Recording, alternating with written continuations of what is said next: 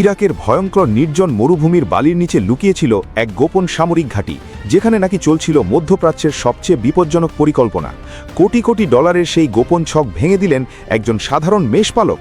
না ছিল তার হাতে কোনো অস্ত্র, না কোনো প্রযুক্তি, তবুও তার একটি তথ্য কাঁপিয়ে দিল গোটা সামরিক দুনিয়াকে।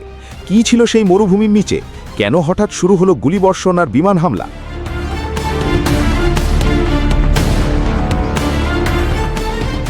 ইরাকের পশ্চিমাঞ্চলের বিস্তীর্ণ মরুভূমি, যেখানে চোখ যতদূর যায় শুধু ধুধু বালুচর আর নির্জনতা। সেই মৃত্যুনীরব মরুভূমির বুকের নিচেই গড়ে তোলা হয়েছিল ইসরায়েলের একটি অত্যন্ত গোপন সামরিক আস্তানা।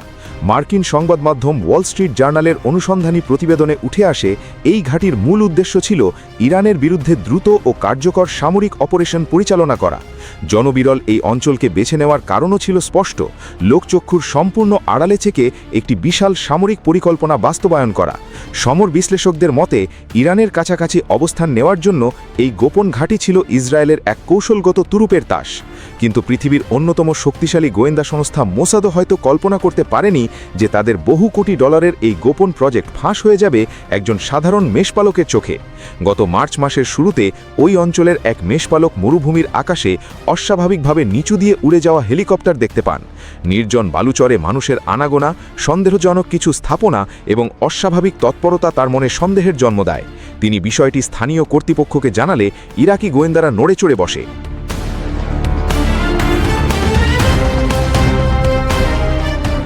কোনো অত্যাধুনিক স্যাটেলাইট নয়, কোনো হাইটেক নজরদারি নয়, বরং একজন সাধারণ মানুষের সতর্কতা আর দেশপ্রেমী খুলে দেয় এই গোপন ষড়যন্ত্রের পর্দা। তথ্য পাওয়ার পর ইরাকি সামরিক কমান্ড আর সময় নষ্ট করেনি।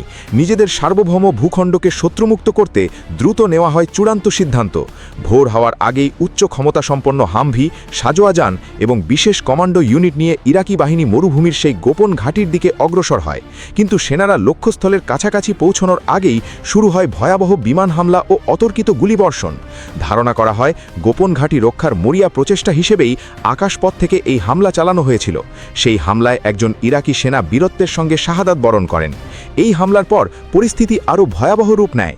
ইরাকের কাউন্টার টেরোরিজম সার্ভিস এবং এলিট কমান্ডো ব্রিগেড চারদিক থেকে পুরো এলাকা ঘিরে ফেলে।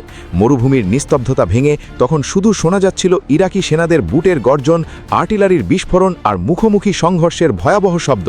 প্রবল চাপের মুখে শেষ পর্যন্ত ইসরায়েলি বাহিনী পিছু হটতে বাধ্য হয়। তবে এই অভিযানের সবচেয়ে বড় সাফল্য ছিল শুধু শত্রুপক্ষকে হটিয়ে দেওয়া নয়, বরং তাদের ফেলে যাওয়া গুরুত্বপূর্ণ সামরিক সরঞ্জাম ও গোপন নথি উদ্ধার করা। ইরাকি সেনারা তল্লাশি চালিয়ে সেখানে সর্বাধুনিক সামরিক ড্রোন, গোপন নথিপত্র এবং বিশেষ প্রযুক্তিগত সরঞ্জাম জব্দ করে। পালানোর সময় ইসরায়েলি কমান্ডোরা তাদের তৈরি করা সুড়ঙ্গ এবং বিশেষ তাঁবুগুলো ধ্বংস করারও সুযোগ পায়নি। উদ্ধার হওয়া এসব প্রমাণ এখন আন্তর্জাতিক মহলে ইরাকের সার্বভৌমত্ব লঙ্ঘনের শক্তিশালী দলিল হিসেবে আলোচিত হচ্ছে।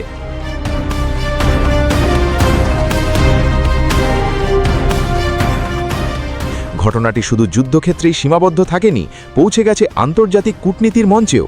ইরাক আনুষ্ঠানিকভাবে এই ঘটনার বিরুদ্ধে জাতিসংঘে অভিযোগ দায়ের করেছে। বিশ্ব রাজনীতিতে বড় শক্তিগুলো অনেক সময় ছোট দেশগুলোর স্বাধীনতা ও সার্বভৌমত্বকে তুচ্ছ করে দেখে, কিন্তু ইরাকের এই অভিযানে আবারও প্রমাণ হয়েছে সঠিক তথ্য, সতর্কতা আর দেশপ্রেম থাকলে সবচেয়ে গোপন সামরিক ছকও ধুলোয় মিশিয়ে দেওয়া সম্ভব।